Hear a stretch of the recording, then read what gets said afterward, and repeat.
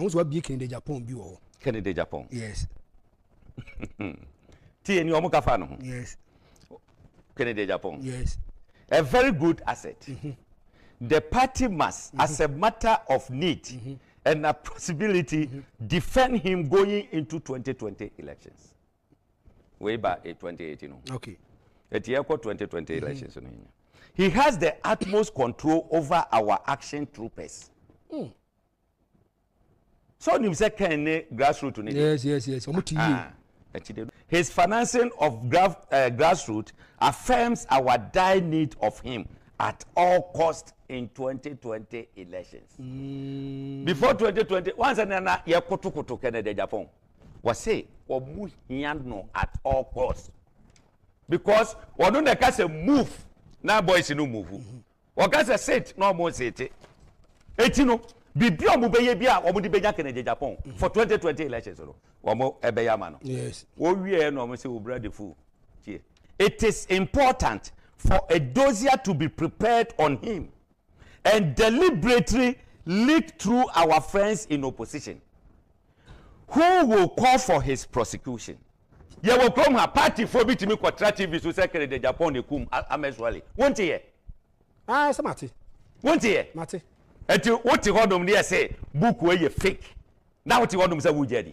They say nipa ba ko aminim the book here twa no ti hobi so mo gini input o so mo gini opinion o e Hopeson Adorye ene say ba bia Ghana ba bia onam bia obeti Agyapade na anu ada gabi atwete say a book yi enye no kre na anu ada o chehine say ade we e fictitious e fake e malicious me emfa nya adwuma na anu ada the president so ba bontia be ka che say da bi onu sa book onim ho kra hwe na omo twere book no ma even be opposition for Hopeson why pa ne twere say how did you know say opposition for something minim and so bisa no who say you na twere then I want opposition for na twere eso bisa adame boa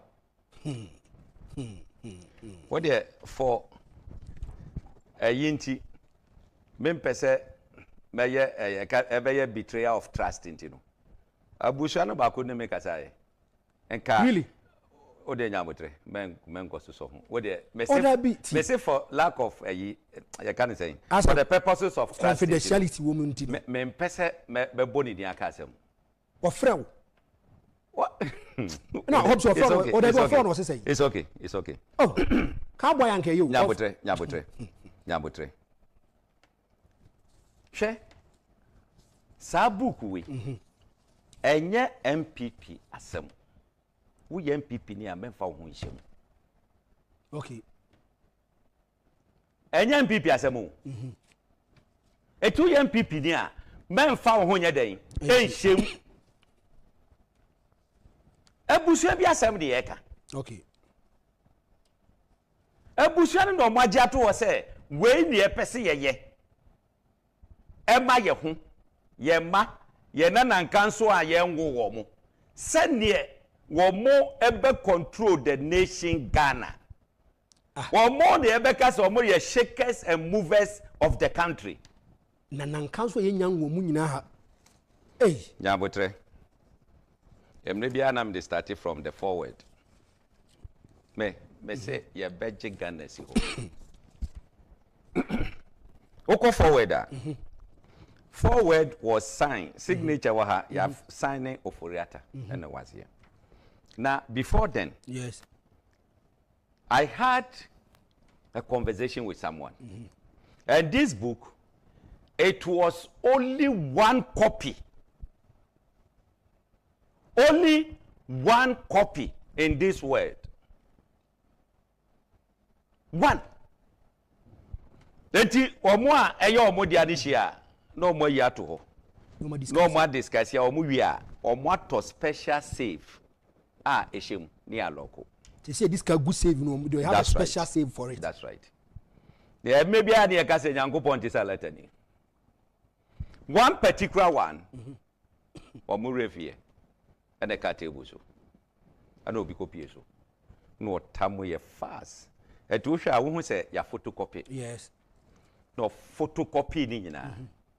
I'm so drew fear no nya time no de ne phone scanning ni nyina put in the soft copy a etomu eti ne se wodi dija obi a o ma sa nipa na ne yeden epre yes say come the ani bre nenam eti ani bre nenam yes enti me suspect say ne yadidi agya obi ana nipa no ko pie so a che sa tima kwakoto abonten me enyam na me troye once it's a public document we'll discuss it okay obi antimi si obi akwan say sa book we yan discuss it just obe gitum say your book antimi obi anka ho asem ye hu altar na altar bible ni say ne de de a ye nimi nka ho asem but the content we'll discuss it.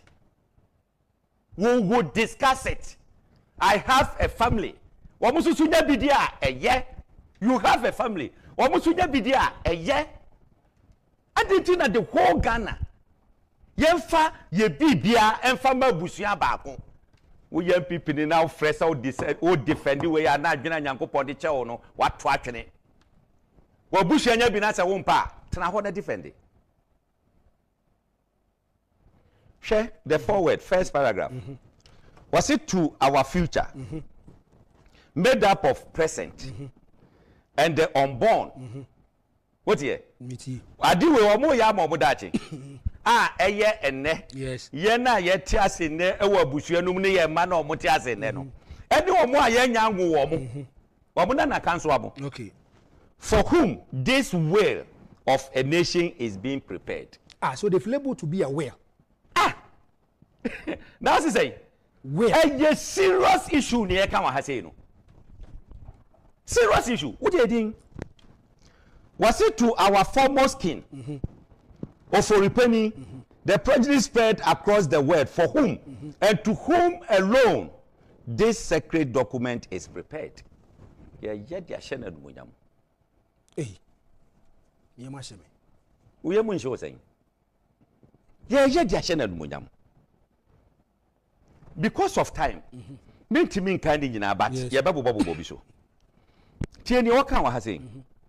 Was it with arrival of Nanado, we see the rebirth of a second JB Dangwa, who has come to the rescue. Afi, wo get your point in ba? As a be my dream. Who did he? Me, I'm not the author of this book. Ben won wase se osi kan timi ti ase na. Just some ma study. Ma study ajo. Ma kan akan.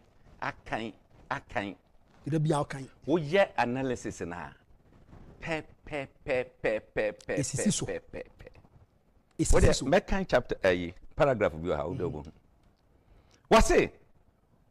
Currently, with Nana in total control of the whole entity of Ghana, we have a duty to ensure that we take over the commanding height of the essential fabric of the factory, of the country, in order that even in the event that Nana leaves the scene after the mandatory 8 years, the sons and daughters of Ochemai will be firmly secured and such control both financially and economically, that can no longer be ignored in the battle to control the destiny of Ghana. Nana Ben ye can asem first time ni second time. Na one share send me kokwa bawa ha no one share metutu bi amane. Some me trust. One share metutu bi amane. What you say? What say? In doing this, yes, we need to be strategic. Okay. We would have to work with other people from some of the diverse ethnic groups, including some carefully selected people in Ashanti and other diverse ethnicities or land. This will make them believe that they also have a hand in the pie.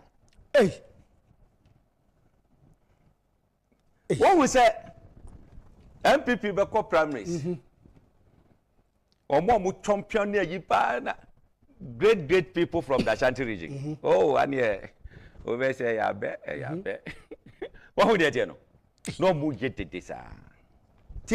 It will obscure any suspicion that the project is essentially an open project.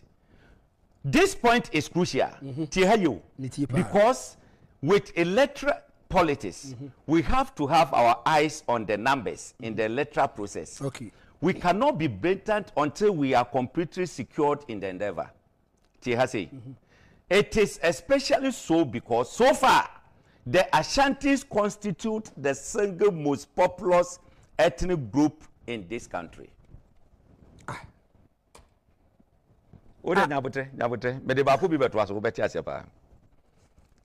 What do the next paragraph? Yes. Paragraph 9. Yes. Was it although the Ashanti group within the current MPP is gearing itself to take over the party after Nane's tenure in 2024? It will be ideal if we could work to bypass them in 2024. With hard work, we could work to pass the mantle over to a non-Akyem person, preferably from the north, under whose presidency we could secure the maturity of our takeover project. Jesus Christ. Watch my guys be sure. Jesus Christ. And then, Bedewoka say, MPP Fraber of River. The northern part of Ghana. But Minchina has say, Muye. What say? Asante for more MPP. War more say, one more NBD MPP and him, a brand and a Kufado every year. Yes. Now, or more modern say, or mobile na fast antiphone. Na omo fama obia onye akani. Ndemo baby omo pepper ne say the party be free enough. Come so much my bias be so. We see anase ensi ye. Nipa be 5 and 6.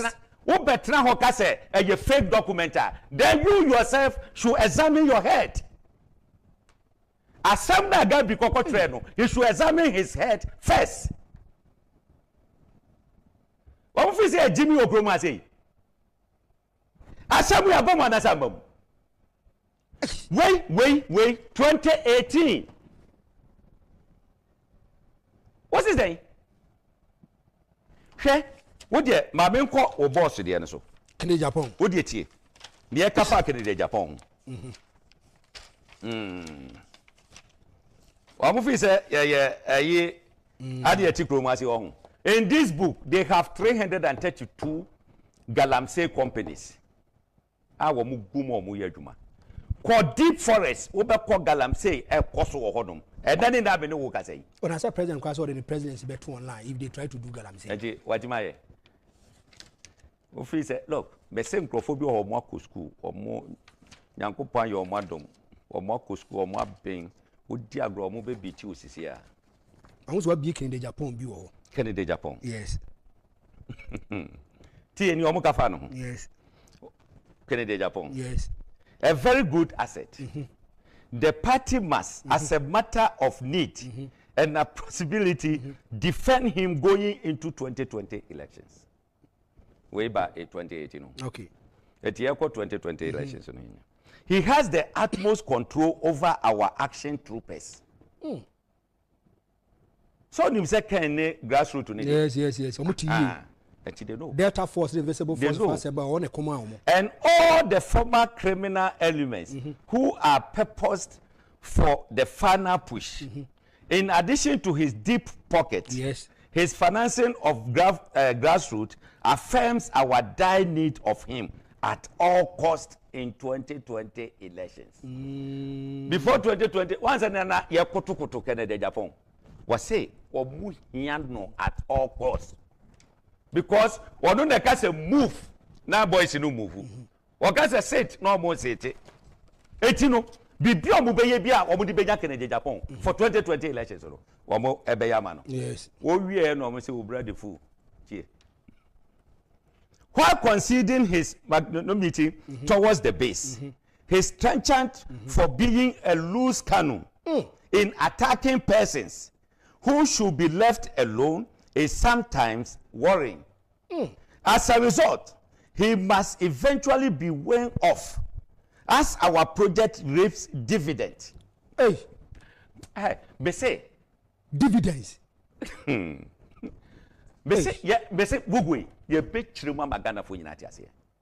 Project no do dividend.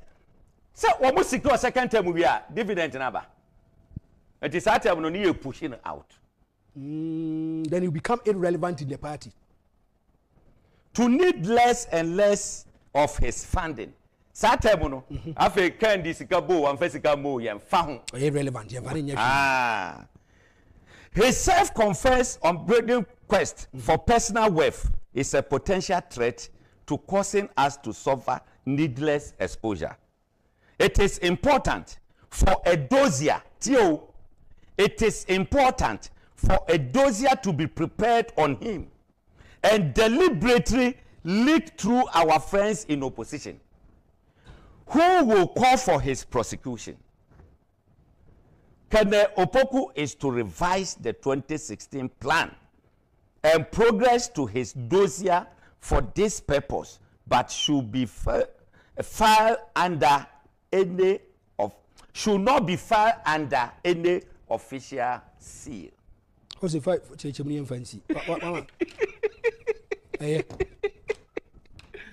So after all the sacrifice this man has sacrificed for the party. Yeah, will come her party for me to me quadrative to secretary the Japan kum ameswali. Won't ye? Ah, it's a mate. Won't ye? Mate. And you what you want them there say book where you fake. Now what you want them say wujedi. Was he unprepared those here? Ye leaky infama opposition for. It should not come under any seal. This book is under a seal. A family be seal and a dasono. But no more prepared yama opposition for no more call for Canada Japan in prosecution should not be under any seal. After all the commitment and everything. After all the commitment. Dedication. Some for Koko and Trapo MPP for Komuko and Trapo president in Yadi Kennedy China ho a fighting no. That they any what you want them say a fiction. Ace. Because rubbish. She mami mao. And I fancy me. Banks no. Why you be fast so or be real. Yes. Or more classified into three. Your mother. Your biological children. Yes. And your adopted children. Yes. More than a Bank of Ghana. What they will tell me nti. Young ko Ecobank ono. Ye call Ecobank ono. No eye under adopted children. Ecobank ti. Ninji na mu no e kire se. Wo mo enkonko pese wo mo control na se bibisa. Okay. But wo mo pro mo nkrofo wo board no so. Na e ba se wo mo disika bi ba for more personal businesses na ti mafa ho. Okay. Meeting name fancy. What say we have two routes of entry into this institution. Yes. First is through Senate, which has a seat on board of Ecobank Ghana by virtue of its shareholding. The seat is occupied by Director General of Senate. In phase 2 of our agenda, in phase 2 of our agenda, Sabugwe revision we no 2018 no. Yes. In phase 2 of our agenda, Kofi Bosompem Osafumafo, who is a Deputy Director General of Senate, should be made the Director General to give him the seat on the Ecobank Ghana board. And then me no say, who is the Director General of Senate? Wait a minute, me chinye. Wait dear. Me chinye. Me say, look, wo bia wo book ni bia no. Take your time, analyze it. It is a NDC for ana trust book we ana aban yi implemented ya ade ehun. Ade ehun. Ehun. Hwe me say this book Alanche Mantemba ye behwehwe. There should be a forensic audit to get the source of this book. Say so can you huni do twa book yi. Nga potre. Ama expert wo mo be ye, wo mo be tresi, wo mo be hu baby efri. Wo mo be hu. Na ye ti honom say e fiction. I say imagination a dream. Hey, the last one, last one. We dem who say otam no ko. The last one. Yes. Under oil and gas. Page say no. Last one. Under you can say we call free capital market one. Under insurance. The next page. The next page. Mining, oil and gas industries. Tie. Baby cry nan kan pese me kan about the electricity. But how the yanko has say? We say our mining as well as oil and gas strategies constitute a major plank of our blueprint for controlling the extraction of natural resources, which God has generously bestowed on Ghana, particularly the Akyem land. The next, was it to this end? Okay, my member has said, growing environmental factors are rendering risky our use of illegal small-scale mining, Galamsey, as a source of financing our political objectives.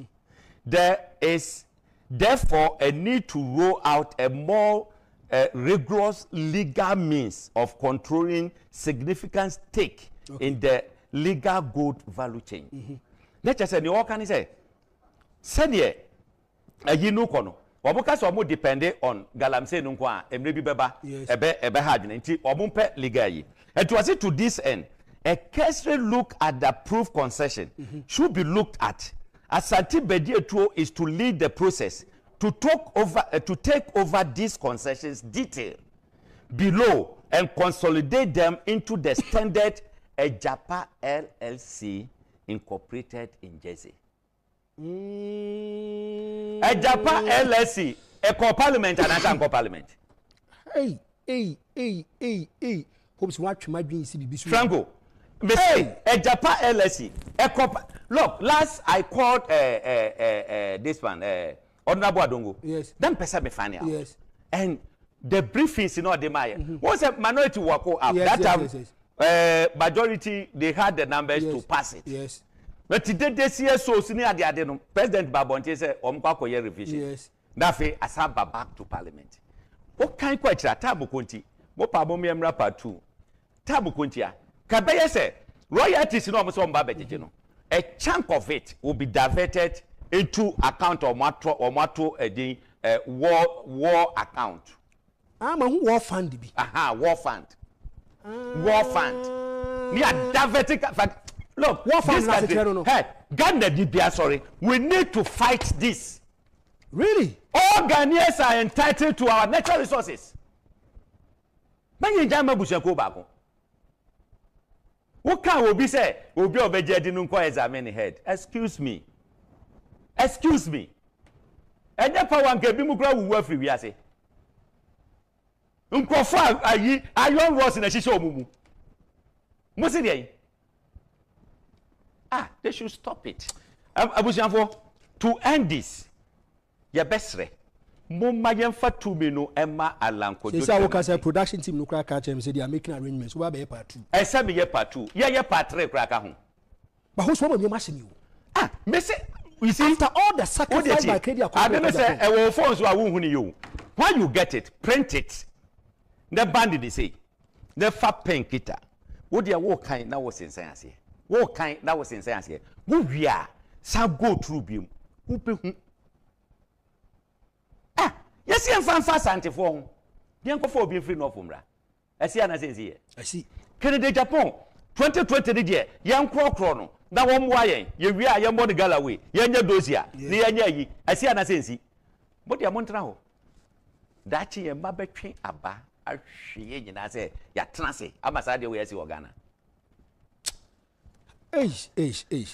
Ejabusiafo ya beda mu nyina se na ne abika nyina ne se yewura alankojo chairmanten ene na fafranto movement.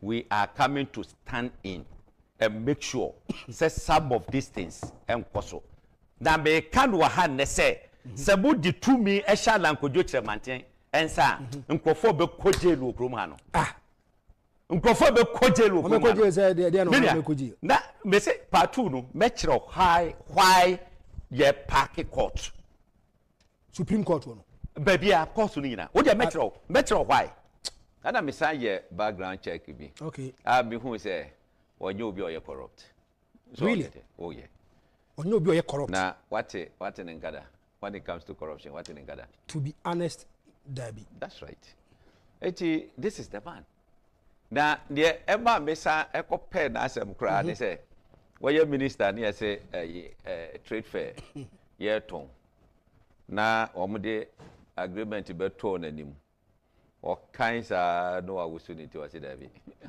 agreement we am Ghana enti ankanye alana anka trade fair year ton ya ton enye say enye alana me ka say no batie me metie o pa house metie nkomo na ye me de metie enti o ka say Dabi we the Mwagana. Omukaya was one sign. It was alleged. Anna Mitie, former member of parliament, and no work on radio, so say. Okay. Or also say, or Muma investor, no cry, Ebehuno, backdoor. Cash a brand, so on, you know, one sign. A brand who hears Sika at the Aqua primaries. And so one sign.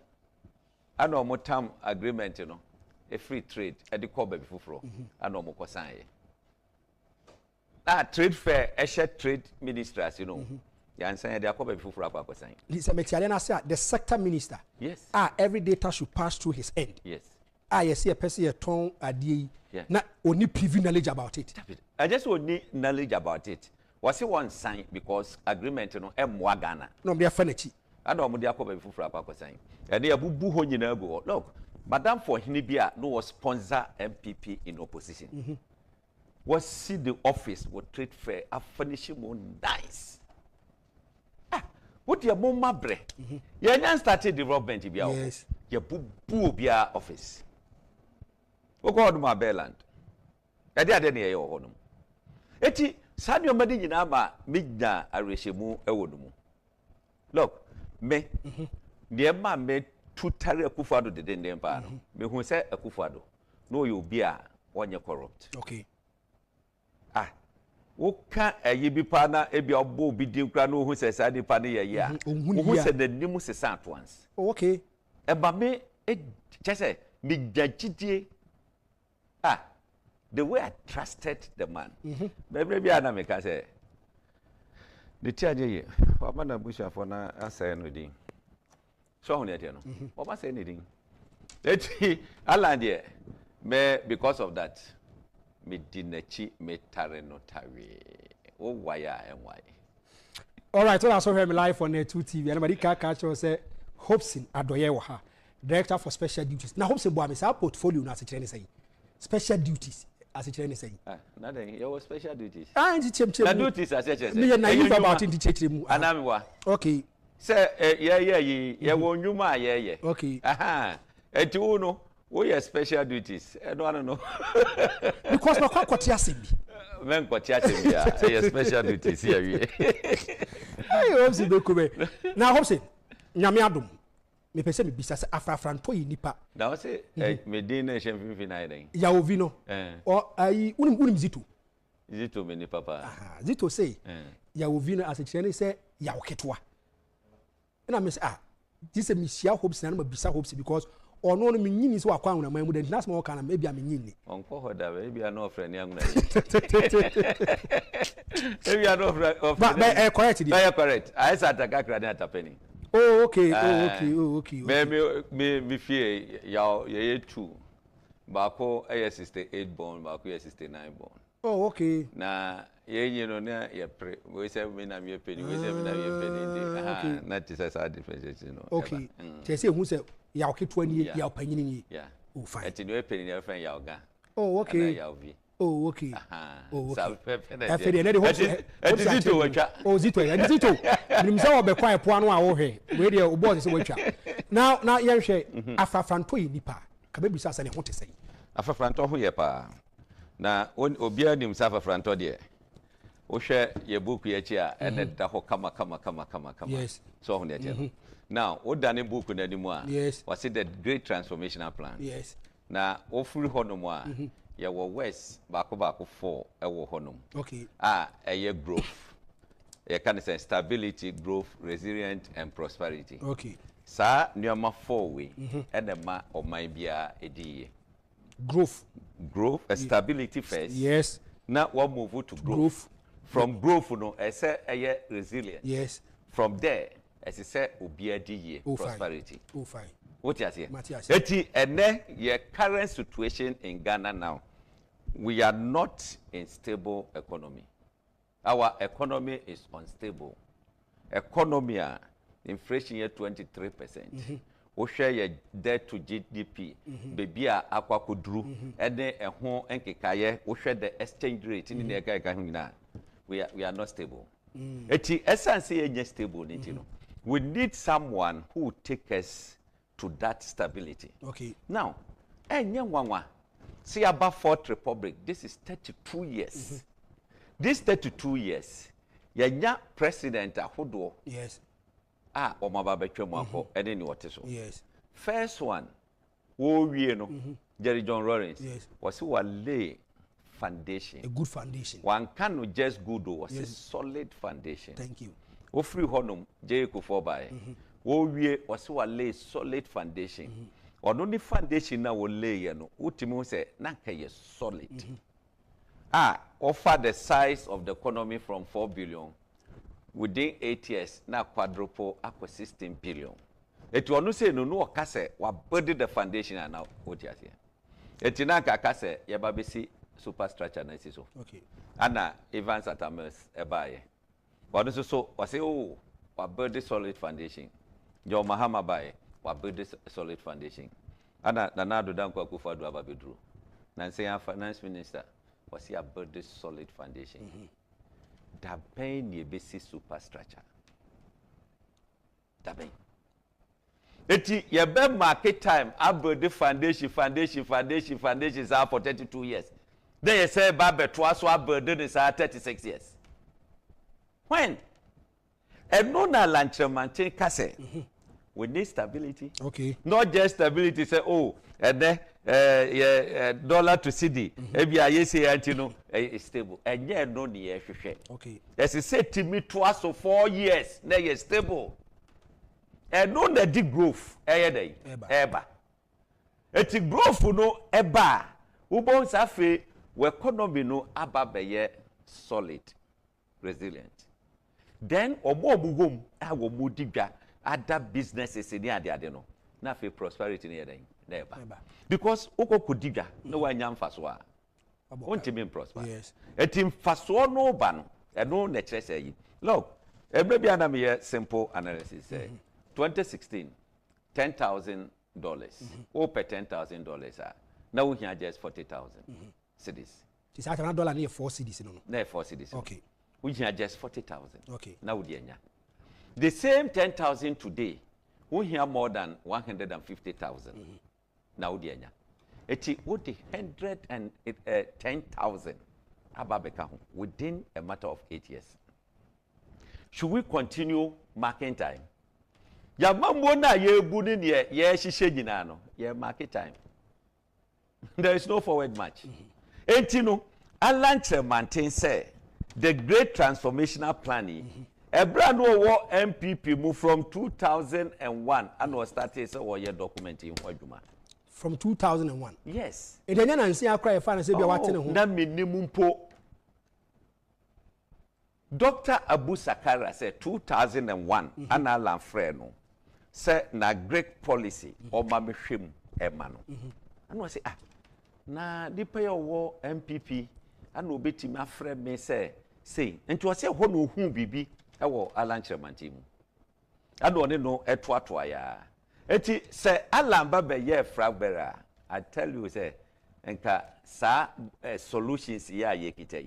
Enka no nanka de party no eko. Now also let me ask some few questions. Now in relation to the economy, when NPP was in opposition, very hard on the economy against John Dramani Mahama. Yeah. Now, says here, finance to only MPP, or finance and only MPP. But people still have the notion, say, Alan was part of Akufo-Addo's government. If there is a problem, he's still part of the problem. Why you know who free now? Why you bold a mouse solution to solve it? You know, and can say Ghana for Timmy Bonabaso now this one no solve. Bible cracker say Okosia penances and Anamiwa. Eti the 80 we yepe. Dollar a 15 plus yepe. What are we talking about? What are we talking about? Alan Ashishe Adeno Ediato Hono. Was say Oba Bebede an enterprise economy. Enterprise economy. Yes. Okay. Simple. What the Oka enterprise. Obia Benyan is simple. No bia wo hwe bia antiase. O de Ramakola Ramadina Jom Obahuma Miadwa and Science Enterprise. So a dreadie economy at the Babibu. Okay. What you say? The Ebema Yesika Sem Etimaiden, Etimakoso. Edu the Babe. Eti Uche Sadia. The forward of this document. Okay. The other forward can you make the pa? We share this forward. Deeper, what Troy, your friend who bath for doctor or say share my brain to the sis. Okay. Or two for my rehine. Okay. And the trust are forward. A time until what their main can me pesa man for whom the document in Amikitano. That your papa yinano, what put into 6 clusters. 6 clusters. Okay. Now, under every cluster, no, pillars. Okay. Under every pillars, you know, your thematic areas. Then the solutions. Okay. So, that you put this. First, economic cluster. Okay. Second, governance cluster. Okay. Third, infrastructure cluster. Okay. Fourth, social services cluster. 5, environment, science and technology, and natural resources cluster. Okay. Then the 6th one, something new. Okay. Behavioral and mindset change. All right. The 6th one, because a corner near Juma, Obetima succeeded first one, second one, third, fourth, up to 5th. 6th one, near Juma, Nijina Besan Fiago. Reason here, the India. Reason is as a second and Nibia Sani Su and in the bank. Number 1, a Brebia, a Boca, edited Tigatum, at the Prapra, a Quaimu. Who preview ya no one nomination, no Ajatu, or China was another cigar as a papoye. The mindset must change. The year who say, ya pra a quine so. And sister would de grabba no cocoto, and me a sanko says, Pudu Sabium. Okay. Eti ya ye a yes is hodum, na would de a pacotum. I don't know who bohunka a yakituabi. Dan say, ye belly tad the whole place. Now, the mindset change, you know, here in the sense is say, ya fawa banya dumum. As I said, we share Duma say 8 o'clock sharp. And then 8 in the say we draw Dumo. I say we draw Dumo now prepare for the 8. Yes. We'll be better if you are not going to do 9:15. We'll do 9:15 is why no aqua sign 8 o'clock. What you want to a lunch time, not to a bottle or you make up with Diaba or Qua maybe just at the following day. That mindset must change. Because ye try a juma wo ye no and the productivity eba. Na so be yes am your money in our nature thing. Now, ya forward juma ye ba appointment una fufu share oh congratulations. One question for mutadi kan visa. A hoarder there. It besides a hoarder. A hoarder. Okay. I want it. O me tadi tibi there. A hoarder. Straight away. Just a juma na okoyo. Ukopon hwenya tam. Ye duma. Successive governments are beginning. Sa pepepe enete. There should be a mindset can say change. Yes. Amafo be hu say aha ye de me ko no. Just kana me kwa kope. Na mom me kwa koye adwuma agidin. Patriotism no. Patriotism no. Kokun ho ye adwuma ma oman no. That's right. Hwe ukọ Europe on. Ebia a whole prime minister. Nane annual salary base 120,000 euros. Divided by 12 saying. Eti womono womoko honomo a womunya aban mu so omoko akwesefo a enye honomo ko piska. Okwa koye adwuma ajadin. Wo wie saa aban adwuma no ofri so a private companies no. Ye penamba ba ye face of our company. Yen kofa no MD. Ye fa MD na e bi betima ma 4.5 million euros per annum. Yes. Chese wo betima nyasika 1 month abro the whole year ebra na wo aban. Wo public sector no. Na wo public sector. Yes. Eti sada mbrofo de ahye o madwene mu. Eti wo kwa akoya aban adwuma wo nkwose wo kwa akowieska. Wo nkwose wo kwa akọ inflate contract. Wonko se sika we ne de aba kwan bia so wonyi su sika no so kwan bia so nkrofo bi ba ha serve o muti twro sei we ba ha sei no wabobwa na sika no asa na aban class aba be de neka enso sika na nkwango ye hwe wo de ahye ne botom na host ma mimisa sa be de wo kan nyina ye now ade ba ko a ase e ha adwen pa organ ha pa ne say fighting against your own people is a problem. And it and ye hear a government of national unity. a government of national unity. Yes. As a say. A government of national unity is a Alan Eba as independent president. Yes. Or bar, it doesn't matter party or womb. Once you are good material, no do aba. Eti anya fe na obeka se ana me no bre wo party no mu. Eti enti mi mpamo. Hwese finance minister Digana bro. Mo mpamo MPs sorry, I said that. What would you know? Now, office say a government of national unity. Oh, the relationship with the president in the idea. And here we go what you call intentum gra. So what you know? These are some of the things Allah will bring on board.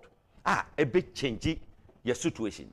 It is a wunya didn't be say a jumana me koye no me koye Agyapong na me koye say me de kwako wieska. I tell you, Ghana be konanim. Obi ani ho no mo beka se oh me ye adwuma na sika bi aba ho me ntimi gasa me interfere bi Ghana de ne de e broso am for tafe broso time enti these are the clusters. Okay. Now mamemfa economic cluster for the economic cluster e wo 11 pillars. Okay. Sub pillars one expenditure management and control. Okay. Are very key. So economy ebe koyia. Yes. That's one man control expenditure. One man manage the year. Forget it. Expenditure and fabra from a layman point of view. Expenditure. Say a buying sika or say a word in Juma yemu. Okay. May five ministers a car may ball muhu. May ye say Myanmar a sika me de be ye heading the kaika hono. A ultimate control. Okay. Now under that you know. Tie kwanya wo faso the solution. Yes. Can you say expenditure management and control no. Was say number 1. Ye wo emra e wo Ghana ha say ye budget deficit. And say enka equal more than 5%. Okay. I am row. And so maybe a buy edibro 5%. What home row. Now one beche no. To me is a banning yet discipline wo. That's right. Emrana watu no ayemra. Sanga si echi abai. Yes. Men dem bro 5%. What go di 14%. Be na wachi abai. Echi why na beche no. Eno ni asem no. E dey si antimi no. Auditor General ebe kwa akoya ade na ba say eh ye hwemu 12 billion. Ya say no ayira. Ya say parliament for mu nkonko hwehwemu. No mu kokotena ho a anti parliament adwuma ya no mo your public accounts committee no eya na so ani me bisa so mo ye wi a be to awe to etesa to ade asresere o you are discharged. Yes. No ko eti alance oba oba make sure say oba achieve budget deficit rate not exceeding 5% within a period of 2 years.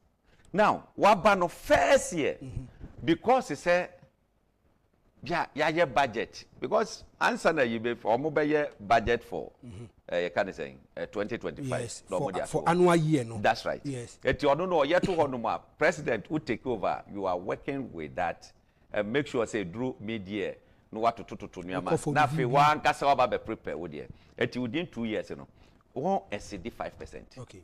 Se base wo mo be go beyond the budget no krana it should not exceed 5%. That is number 1.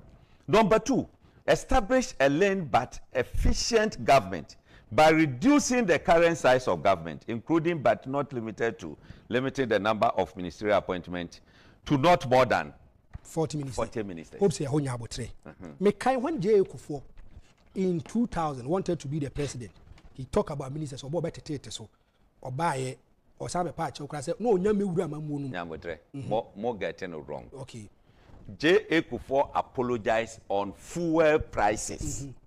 So no, the not ministerial appointment. So let's get that price clear. Okay. Yeah, gallon ye digina.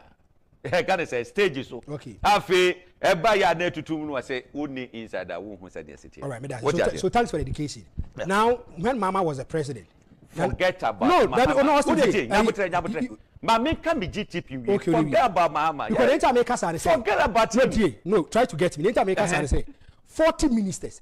Is it achievable in Ghana? Oh, Agyapade3. Okay, me too. Now one share practical person. Which na how na? E dey you employ the eba be wa how. Oh.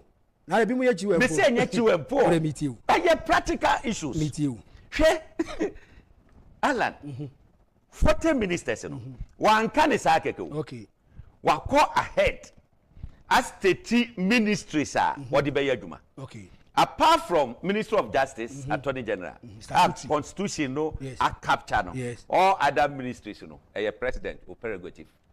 Oh, okay. One of which my create or ministries. Wow, pay and idea. Oh, there, okay. So, me person me create 100 ministries, okay. me person me create 40, me person me create say. Eti alliance or bar or by a realignment of ministries. Okay. Eti oko me refer you to governance structure. Page 40 honomona page 40 okay. and 41 tio economic cluster under expenditure management and control and no ana link akọ governance okay. because also be reduce where you okay or reduce ni say obi ba no on so say so oka 40 no and obi di America on so be abi say 50 abi say 60 abi say 60 yes. Hey, omo document ba no man state ya push omo state. Alan as state wa say obenya 16 ministries. Okay. Currently as a ministry so no ko be 30 something. Obe reduce no to 16. 16. Sa 16 we. Memfa regional ministers. Okay. There was 16 regional yes. Regions. Yes. That obenya 16 regional ministers. Yes. We free 40 more aka 24. Now 24 no. And no na 16 ministries e ba be cover. Okay. Now, what's oba Attorney General first. Number 2, and finance ministry. Ewo ho ministers 4 na ho. Trade and industry. Ewo ho ministers 4. Oka 2 ministries ibomu a ministers today 8. Alliance oba obeka finance ministry any trade and industry abom. No aye no 1 ministry. Waye no 1 a obenya minister substantive minister for finance, trade and industry. Okay. Now wanya minister of state. Okay. In charge of trade and industry. No wasenya another minister of state in charge of finance and economy. Okay. Eti obenya just 3 ministers. Wakate 5 Ephraim for this current year. So me ye mathematics na mo. Kwa ye be fa so a ye economy no ye beti ma manage ayi na boost the economy. Eti just 2 ministries. And then there were 8 ministers. I mean deputy ne minister of state ne ayi 8. Wakambo mu no oba benya just 3 ministers. Into akate 5. Okay. And then Land Cruiser brand new obenya no be $200,000. Yes. Wanyano for no. Yes. $200,000. Yes. Who change $200,000 eba Ghana sikamu a about 30 something billion OCDs. About 3.8 million Ghana cedis. That's right. Okay. Oka 3.8 na Ghana fontiase. Quantities can 30 over 30 billion. Into over 30 billion. Yes. Okay. Obi amfa ni calculator no onye. So on yet no. Just one Land Cruiser. 30 billion times 5 na wakate no. Unya 150 billion. Sa 150 billion. What is the number of classroom services? Do you know that? Bibri. Enti nkwala per classroom atram. Yenya. Now we say some ministers bubruja. Abi wo kwanfa. Me wie no mababe maw countries. Now I share the number of ministers and then you compare to Ghana. President Akufo-Addo by first term 125 ministers. And then at aba 85. Ada 88 or 85. Mayemfa 85. Etiemfa ni 85 ni nyaduma. Ala di ba 40 a wakati 45 for frame. 30 billion times 45. Just imagine. Nyama ebetima ye e wo Ghana ha sei. Ye hwe ne sa me no ye adwen sikasem de ebeboa. Ba adwuma no workload ni nye kese. Si ye emerge institutions ni bi na enma adwuma ni nye kese. Ema ministers no. Me pacho. Wakwa America da. Me nko hoda. Okay. Enka me chiro just over New York state. Yes. Na hwe se ne etie. Ye wo 50 states. Wo mo ministers aye na secretary of state no. Omu less than 20. Omu less than 20. With this high population. Eti dia asem na wo ka no. Eti asem na wo ka no. Wo ka omu si o, omu no ye yi system. Look, ye ni ye can say MMDCs. Ye ni regional ministers. Eti dia asem na omu ka kire no. So on no. These are some of the things that obetima ye. I'm making sure say ye overspending. Aye benye sika ade ama ye can say Ghana for ho ato mo. That is number 2. Number 3, food, agriculture and fisheries. Who's here fisheries ministry? Yes. Agric. What's about Bekani Yinabo? Okay. They are just one minister, no deputy, no minister of state. 1. Waba foreign affairs and regional cooperation, 1 minister. Minister of defense, 1. Education, Yebenya substantive minister. Nianya minister of state in charge of basic and secondary education. Finito. Health ministry. Yebenya 1 minister, substantive minister. Nianya 1 minister of state in charge of traditional medicine and mental health. 2. Finito. Now, Yako minister of interior. 1 minister, no deputy, no minister of state. Then, Waka ministries be 6 to 7 album iron 1 Ministry of Infrastructure. Yeah, infrastructure development. Works works and housing. Any infrastructure no. Yes. Roads and highway. Any infrastructure no. We share transport. We share sanitation. Numne de communication and digitalization. We share you can say railway. We share aviation, port and harbor. Any side money in ano. Wakambum. Some ministries in ano. 3. 1 minister, 2 deputies. 1 minister, 2 deputies. Etibeye serving, you know, about 21 ministers. Alan kasa weni na bomwa. Oba benya just 4 ministers. And this 7 na wakambomu. Etuba use wachabeye se 17 ministers ago. 30 billion times 17. Mo amutifia mo ye mathematics no mo nyanto hono. Ye wi a wo de obohu from the ministerial appointment nkwano. Obohu sika obesave. Mafa just 1 component. Just the land cruiser ye to amane keke. When them say land cruiser penso so na minister ye de mano. Ada you know the njanto ho. Ye fa just 1. Ni enhwe how we can save this country so much. Hold me, ye did go questions started by me here. And people want me to ask questions. No problem. I mean, question. Say number 9 na Minister of Infrastructure. No? Yes. We need substantive minister na. We be Minister of State in charge of transport infrastructure. That is roads, highways, railway, aviation, public transit system, port and harbor. Nipa bako no kwashe honum.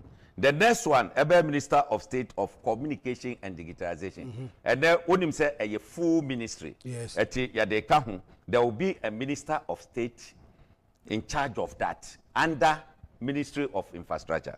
Then the last one, which will be the 3rd, Minister of State for Public Housing, Water System, Sanitation, Waste Management and Sewage System. Now, akwakoye 4 ewo hono. The 10th one, energy and natural resources. That is lands and natural resources. And then energy. Wasakata to a UAB. Oja, Obenya minister, and then 1 minister in charge of lands and mineral resources. Nakwakoye 2, Sabri. Oko ehonuma sa 2 way, about 6 ministers. Ewo honum. Okati 4 agu, naka 2. Na afe wababenya youth and sports. That is number 11. Okay. Just 1 minister. Local government and decentralization. 1 minister. Oshe environment, science, technology and innovation. 1 minister. Tourism and culture. When say what tourism is say, and your chieftaincy ministry. What the babe can't we know. Na kwakoye 1 minister. Then Minister of Labor. That's manpower development and employment relations. And also 1 minister, no deputy. Then the 16th one, Minister of Women, Children and Social Welfare. A whole and persons with disability, the aged vulnerable groups in Yade. 1 minister. Okay. It took a wage in Abumwa about 24 ministers. Okay. What they can 16 regional ministers in one. About 40. 40. Simplicity. Why is simple? Now questions are coming. Obisa be miss out say. Asama Allah na try kama nyina efe. E de benti say na sa ni de one farm mu akufo and one farm mu akufo. If na work as no ni mo hwe about governance and to question we twene. Oh really? To twene. Ana be ma ya chire mu. When the question we ba me waste time answer. Oh for the benefit of no island there obeti be the Abua government was one district one farm. Was a trade and industry minister. Why yes no. Adam boy. Kokoshe from 2017 to 2022. Yes. What na e hono mo no. Yes. Kokoshe the budget for industrialization. Kokoshe the budget. Go public. Would you go to Google, yes. download the budget statement. Now they check it, trade allocation for trade and industry. Check it consistently for that you know. That's what you say. The budget no more is one. Who names are the way? So enter what by you are educating me and my listeners. Ma obi me identity one farm. Yes. Look, every ministry. Agency says show us yes. and when they discover. Now ministry no e dia ye adwuma. Okay. Obi a onim governance bia minister say hwe den abamu mpenifo hwe e ya we. Agencies ni nkrabata na se yes, agencies no. We have found say works and housing. Obefa housing corporation. Obefa other water you know those kind of things. Yes. Womo and the disika eba because womo na ye adwuma enye sika edeba. The ministry no ehia sika Sassicanum and Obudi Bayaduma. Okay. What is it? Okay. Now, Yade Alan Court Trade Ministry, 2017. Yes. All the agencies under trade and industry, you withdraw in an article, Office of the President. Obi fresh is young as a became me boy. Hopeson, what was the motive? What was the reason? Motive for the or more. Oh no, I don't get it. Say. You don't get it. Say, President in a dinner home, Mama appointment. This is what I want to do. Share. Obi a warrior one district one factory secretariat then the office of the president. What are you talking about? What's my so it was can I say it was deliberate to make sure say Alan Kwadwo chairman will not be relevant now. You should judge it yourself. All these agencies were returned to the ministry in 2021. Within 2 years now what now eba ye no hwadwuma wo ye. What did I say? And why was Alan silent about this? Why was he silent? Nothing. I'm no sorry now we complain. Sada governance no. Sada governance. Because some of the tell me yes me producers undermine me. And you work on radio so I can say the producers undermine me. Obeyesa efidezo. Maybe so. Obeyesa. You see this the reality. This and yeah we are you see ma won shine me president. Period. Hey. So they knew say. They say asemo America no. Asemo America. Evidence wo ho. What nim say 1D 1F na gift ohini kuna do na da no. Bibi saw. Hey, no. Bibi saw. Unim. Minim say James na way get me. Gift ohini kuna do. No or report it to him. Any office of the president. Yes. So what are you talking about? Free zones. Oman fango office of the president. FDO say standard board. Oman fango. GIPC Oman fango. Trade fair Oman fango office of the president. And it is out here as if say would him.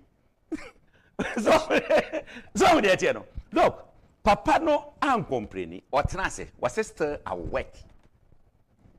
Obi antimi. Look, Papa nankasa Transe no tro. The can say automobile development policy. Go through what the chair president. Yes, that's nice. Okay, say president Kokuma say o take FM. Yes. Na omo ka say mon change. I didn't know one year reshuffle the other. South is some kind. Was say new plan for a good dada no. Allah dia twene fufuro bi a ye de ba be bring no na say one gas asem no. Mekai. A hospital say every data passes through his head. That's right. So on the no. Eti what day nsusuye na ba. What president? Oh, that's a good idea. Omode to abonchen no.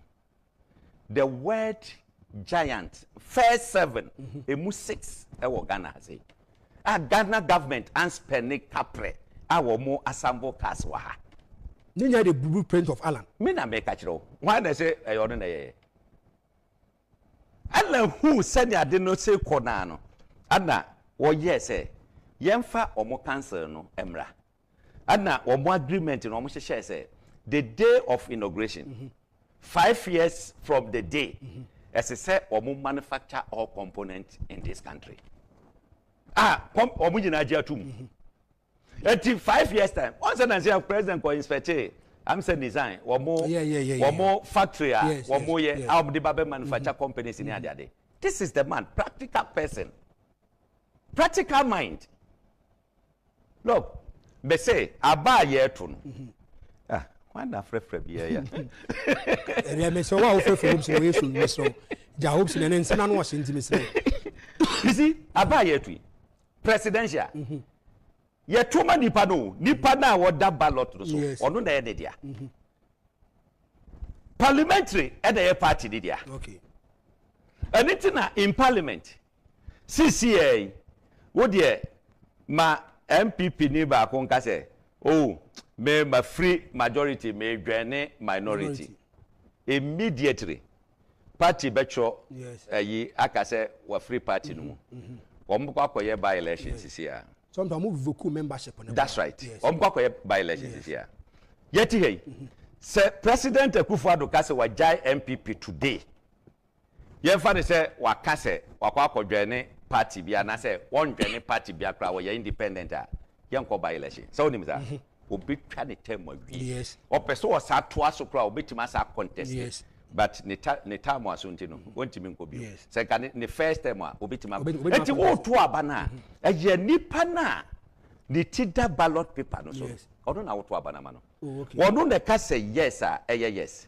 na ma bi kirem wo to aba na ma no eye 2 in 1 ticket wono ne running mate ane ye to aba mom the senti easy guidelines or the abai was it make sure so running mate why you qualify to be elected as a vice president because you for 2 pitches and 2 huntino and the debako at your 2 abama we are won't be my gas or your mate you were elected duly elected yes it is elected there you have a duty to make sure say what function now my mimi say question ba Ghana how many say be ready TPM but Ghana one major problem is about unemployment one major problem and I know say when NPP was in opposition John Dramama na 2016 in fairness unemployment na 8.2 Akufo-Addo takes over and unemployment 14.7 you can say you ebia won tiase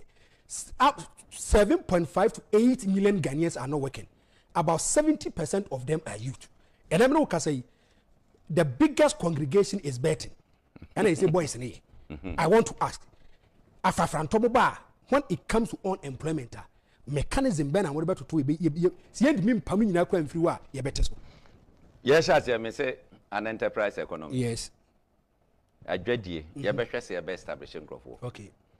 Apart from say, nyama wo eyimu, wo engage Alan Kejo Chamantia. Or go beyond because and then 70 na obeti wait my capture no now Alan in this GTP say akwala bia obewie senior high school thanks to Akufo-Addo say what the free education aba yes akwala bia obewie free education bia 1 year compulsory work obeye before say obetima ko university asambra bi 1 year compulsory work yes aban be postu omu yina akonnwuma mu eje se wo kwa akoye national service o wo ye adwuma me yatua oka eti both government and private sector ni ya yes ade nyina no wa ye adwuma 1 year wo ye adwuma 1 year ni wi a then you go to university wo university no wo makwan a you come back and work okay wo be wi university no wo hu se enne yes vacancy bi wa ha yes system analyst wo qualify yes a per masters wo bro masters do graso wo qualify near the ashe ase ho 2 years working experience we enso so wonya adwuma da to be experience no way wo be ye dan ya be dan ya fa yes eti wo betena fie sa 7 years na wonya adwuma nye okay eti to solve that you know unemployment you know one sad na ya na de we ye fresh graduate you know Allah is going to solve it by giving you the opportunity from SSS wo be ye adwuma 1 year wo go school na wo makwan a na wo ye wo be wie a okita first degree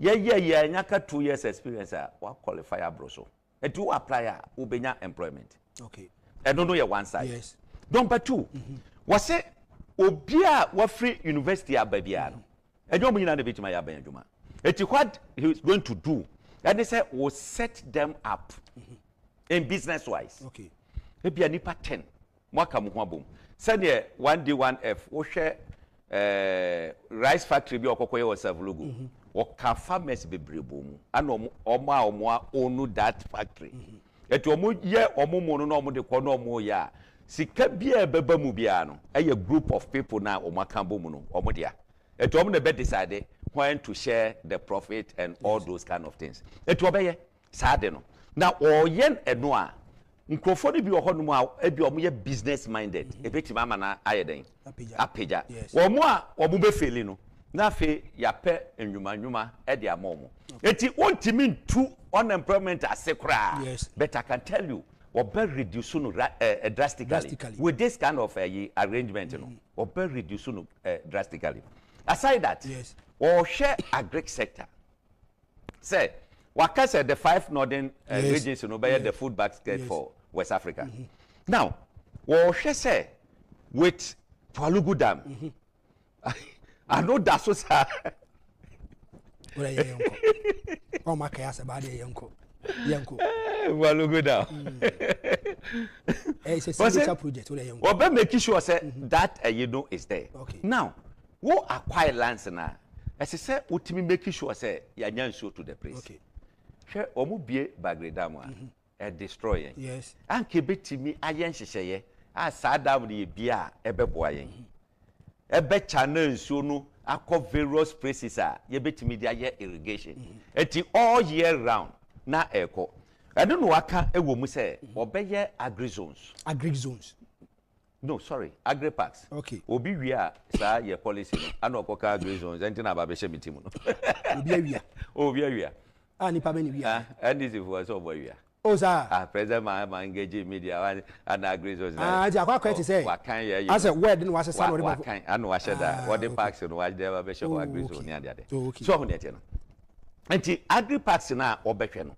I don't know obe make sure say wa ye available in shoe look so wako Israel da me mako Israel da wo mo irrigation no mo ye enye expensive bia o really oh enye expensive bia look Israel insuo bia ni hono meko waste wudware a insuo no wo mo kokọ recycle na babak ye wone wo mo de be water wo mo flowers ye wone eko gardens a ebimben ye wo mo de ye yi I mean cheap things a ye betimi aye so ho ne no but so one yak practical mind to help you with this na ebeye bibia ohonom it is you to know omo ebe pese omo beko into that no na aban I make sure say ya more capital to start okay and then enka planting for food and jobs we share the concept now enka very excellent but implementation was poor so on no poor so you identify the people who can do it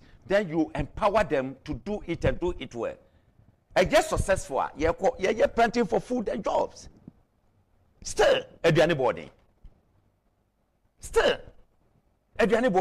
look at sika ya pompe ediashe honum eti with that sector no I can tell you say Alan ebe make sure say emrantie ene mabawa omodi beji ho asempo say omukwa eye offices omoye omodwuma so me ba mami so as una ne Alan ben pa mo nante eye bibia now if you look at the NPP where it is in relation to the youth because youth type bisapa now utie Dr. Mahmoud Bami or say oba the 20% on bet will be the FEO 20% on bet will be oh they are no so no what's the so answer no not the answer some now me be say me bisa say me be say nya answer say mo me be say me bisa say afrafranto mo ba this kind of stuff sabe team be yi the few and answer one because the youth are serious about this particular matter means on here me say sasem na wo ka no e ya nansesem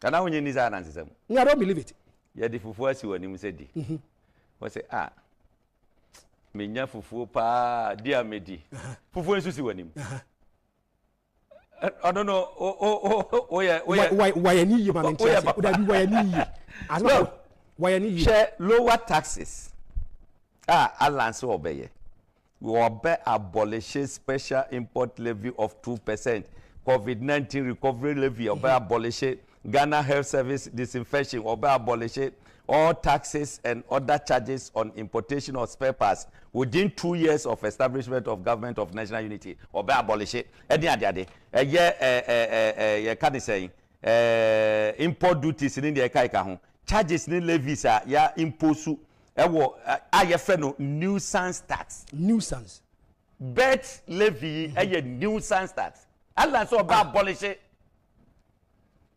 20% in nuisance tax obey twam emrantie ne mbabawa no wo mo adwumanye ana yanka say God so good yede bet ababeto yes wo kwa America ho lotto ne sa bet no awurade wo mo de 24/7 no mo gira ho sa almost every hour we say ayisa na che say e drop sa amafo di so so de tie no na wo mo edi o mo ani a kire ho no mo a wo hu say emrantie no di ayi kakra gra ho nti no ye say kwakwaje o musika na o mo di no wo mpa adwuma ma o mo oba abolish enu de damu no oba abolish now the worker say oba abolish no ya tro the vice president and the I am not disrespecting but me say ya tro emphatic say tro okay tie wo ana konya Ghana to me no e hye wonsa true of us true etidiem biem this year san eto abama or say he has his own vision oh please monfa no to ntwini baby you see Ghana journalists mumwa the youth of this country let them progress okita to me what you said there but we bet my announcement say ebo 9:30 obi angoda what you bet my yes as a vice president he can do it. It is a 1 year determined. 4 years, you can say 4 months. I can't do it. And can you not do to no say, oh, as someone walk on here no pray. She, me say, and someone walk on about taxes in our wall. IMF, maybe. What do be a would name? Let me explain to you. Okay, meet you, educate me. IMF conditionalities on us. There is no tax MPP government can abolish today. What more person or mudi be crack come? Ejidamete say tax no in terms of revenue after you do 17 by am 24% near no kore. Now if is a agro the own. Eh say no baby ah. Yeah 3 years agreement. Ebe ended 31st December 2026. It is obi betima tax obetimi dey say can taxes na. Now January 2027 from MPP. Yes. But any other person ever take over this country, obetima negotiate. I'm not less than that. Oh, okay. That's about a MPP babamu. Now your IMF. I buy negotiate here. And I'm one. Yes. Or negotiate here within the shortest possible time near free. But Senka John Mahama when they are and going to be free. Just say what mandatory you need that hold. Just like we. Oh, okay. What on your oh, you know, I hear ground best review. Oh, yeah, pick a cracker. Near sa extended amount. But when you are to a baby near that social honor. Eti, need some more Kenyanano. Would Jidia, one casana, wajedi.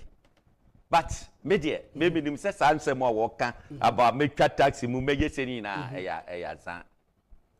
just to get a vote. So he's playing with the minds of Ghanaians. Yes. Do credit that one waka. Opa, omonfa IMF agreement no meto abonten. Nyenhwe.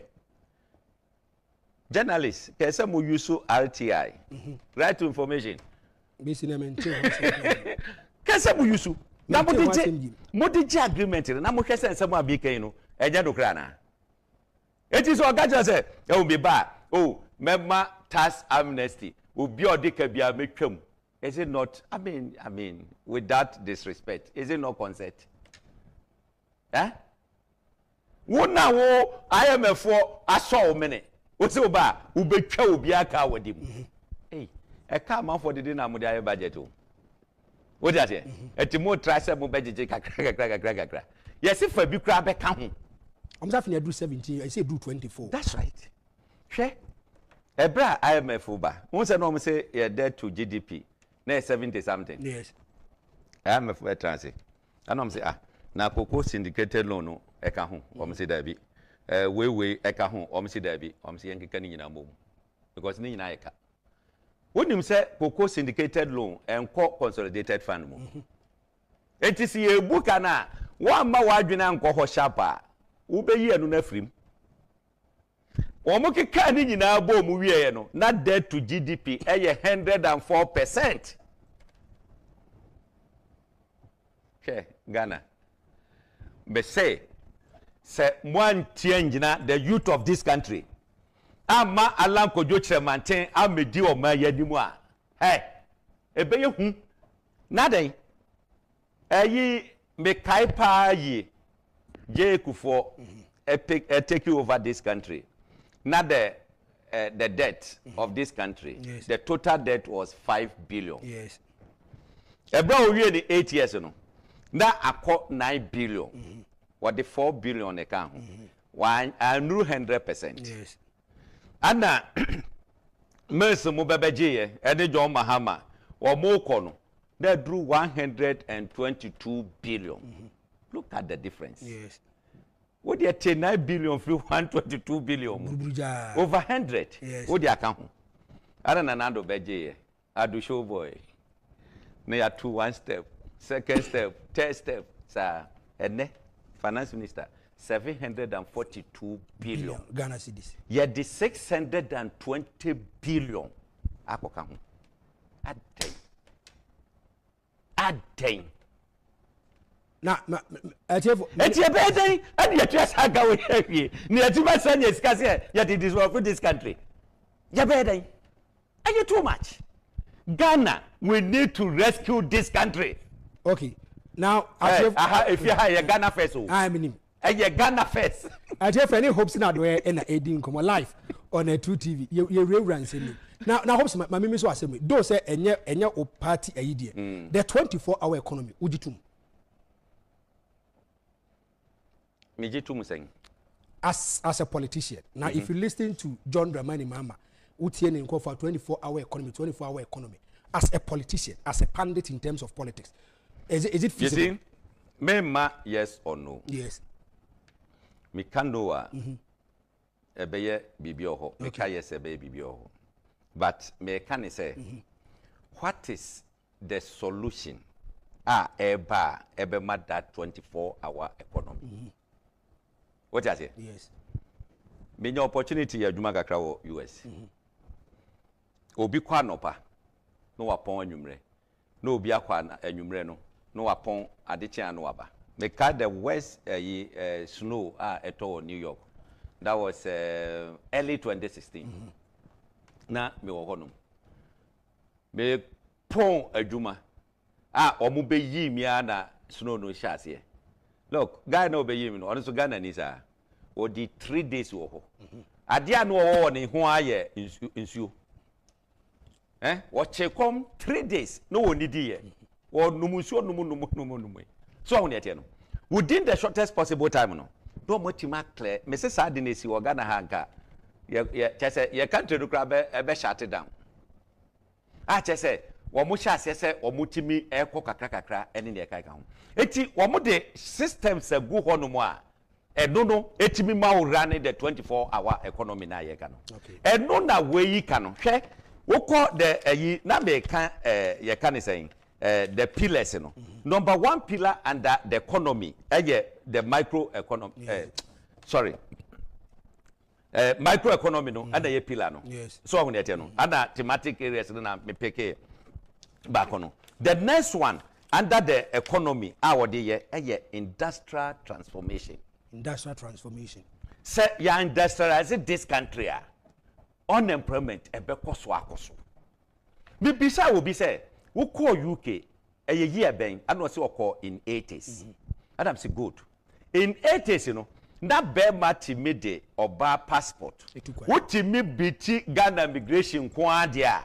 Who drew Hamrofono or share a nimusa officer before dinner nipa bako. No mukesa. Until say biometrics by ya feel muti be determined. What you say?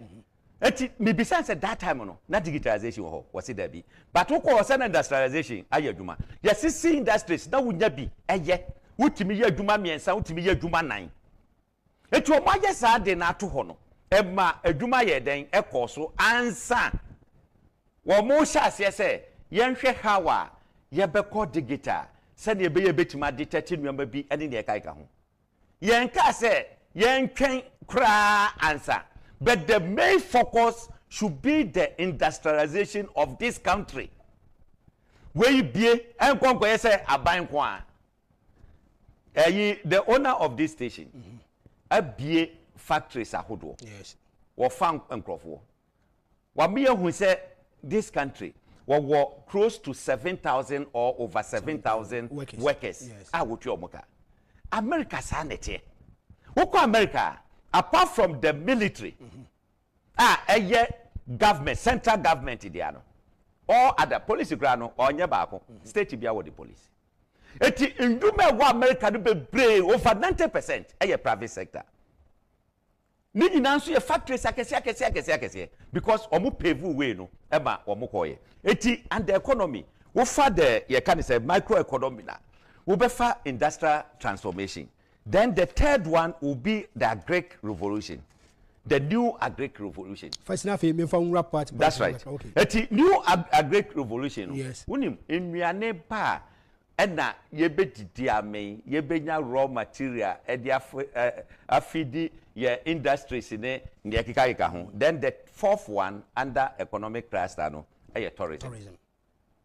Tourism oko other countries ya enu omu number 1 a year emo musica. Yes. Ghana offer UNESCO a year. I may say there are 42 tourist sites well known, documented with the UNESCO no, a 36 ewo Ghana. As so you make use of it. And ye jatu hono sa. Sikapia free hono ma any other. And these are some of the things I think say Alan ya no na fe ye beka say yes ye betima ye 24-hour economy na said ye day now go say oh for police I mean how many people can you pick in the police service? All right, so I saw me live on the 2 TV and me director for special duties Edema Afra Frantuana movement for change Hopeson Adorye ni di nkomo Hopeson asan say Kumasi ni Ashanti region ye ode na India make us say MPP for so benya 85%. They say and now who they say that bia was run my Ashanti region yana. Yeah, na da Frantoni mu yana. Your headquarters Kumasi. Mo headquarters ni Kumasi. Yeah. Opa for Franto head officer ko Kumasi Pataje. E ho na head office. Eti me sorry na me call me head officer. What is wrong about that? So on yet. Beside that no, we are working. Mo ya juma. Yeah, juma. Eti yade ye sabe meka me say I didn't hear what the word miracle. Miracle there na isi aye say miracle si instant training adia will be fee say 80 means any possible no so word na ya mental news oh that be say ne o be say possible ya ka twi te ja sa me meti ha me news so word adia 80 means na asi I'm for say hey agwagwade bi na asi so on there no ebi na ebesi December 7th ewo krom ha say me say beni heya yes salampo de wanya break akra beni de na close o yes twetwe ne sa o sia 1% kura wonya akwa Ashanti region sa na mo go so alande 1% o de nyabotre boko me ye ko ye nim unfortunately no mentimi end this guy say me ho but me fan crofo ne ye ne ye hwe omo afọ mo ho adwene papa o Ashanti region obi say ye so ye die wom ye nim ye die a wom I was shocked wo de nyabote e ho no kwa de me because me nka ho asem be place ah man for me ka say and Ashanti region say yi cheda kora ya popular say amanfo tuo di na ti a chi wa ho current pool na mo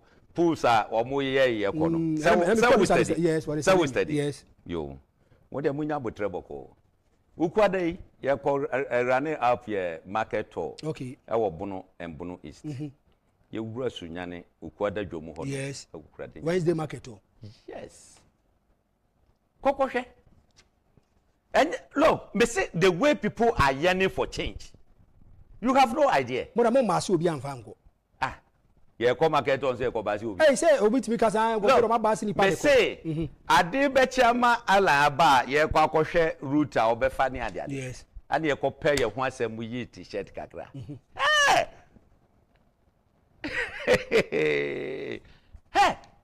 na ojata de no na wohwe the facial especially dwaya abandanim ene nsem a omoka challenge izo hwe ye du tachiman obi ja ne nuama a wo ton wo ho na odi alanchi just say ashoko me that's a organic tachiman for hwe yen omo wo dwam omo digwa omo wo market ho no omo hwe yen fellas na ye nuanom sremfo na obo ho no ase obo ho omunyame I swear to God. That's a surprise. Na shock you bisa.